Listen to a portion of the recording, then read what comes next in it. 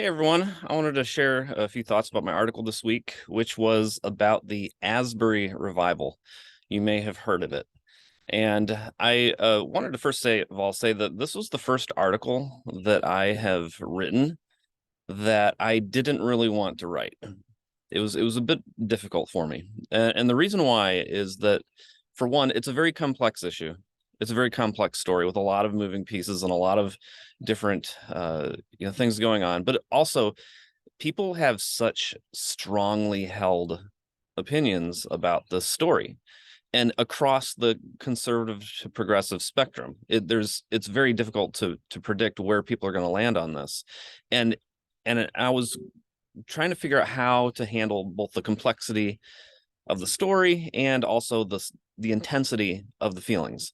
And and so my story focused on the difference between what's going on stage and what my questions are about some things behind the scenes. And but I really think that the ultimate story here is not even a story about Asbury, but it's a story about ourselves. About why do we have such strong feelings about this gathering, about what's going on? And um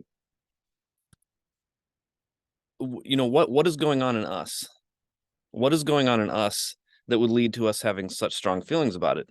And by me asking that, I'm not saying that I want to minimize our strong feelings as if you should just be kind of like emotionally neutral towards it. What I'm saying is not to dismiss our strong feelings, but to explore them. Why do we feel so strongly about the topic of revival, whether it's being traumatized by it, triggered by it, or being really hopeful and longing for it? Like, what's going on in us? And I think that that's where a lot of the disconnection for me happens here. And because I mentioned that Thursday night they were going to have a big finale gathering, and that's exactly what ended up happening. And and so I watched that gathering, and it was interesting because there was a on one hand there was a converging of humanity. So there were people of different races. There were men and women. There were people holding each other and praying in a circle. There were people dancing and singing. And if you just were to see the connection and the bonding that humans were having as a human experience, it looked like a very meaningful connection that people were having.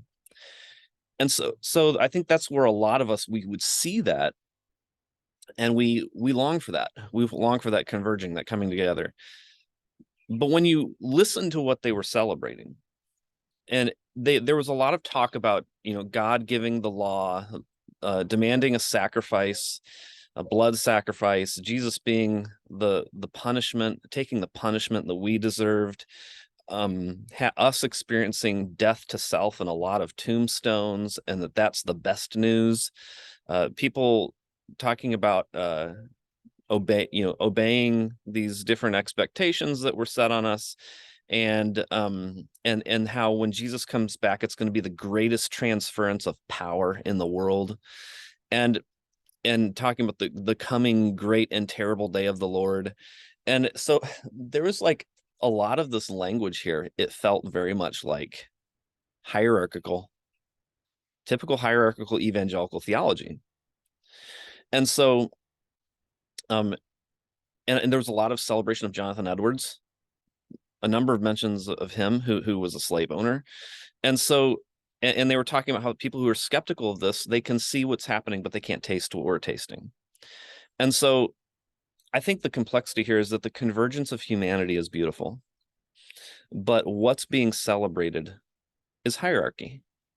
And I think both of those things should be held in perspective here. And I wrote a story a while back for an organization called the Center for Christogenesis, where I talk about worship gatherings and how there have been different stages of human consciousness evolving over the millennia, and how the worship experience, the modern worship experience, is kind of a convergence of those contexts, and it fosters both an experience of wholeness and an experience of converging, but also within a hierarchical framework that disconnects us from one another. And there's a tension there. So I'm going to link to that in this video, in the description, and or in the comments, wherever, depending on what platform it's on. And other than Instagram, of course, because you can't put links on Instagram. Um, but uh, I think that's where I'd like to just have us reflect on, is to be able to hold the complexity of what's going on here, and to begin to reflect, what is it about ourselves, what is it within ourselves that is feeling such deeply held emotions about this, and then let's explore those feelings and process them.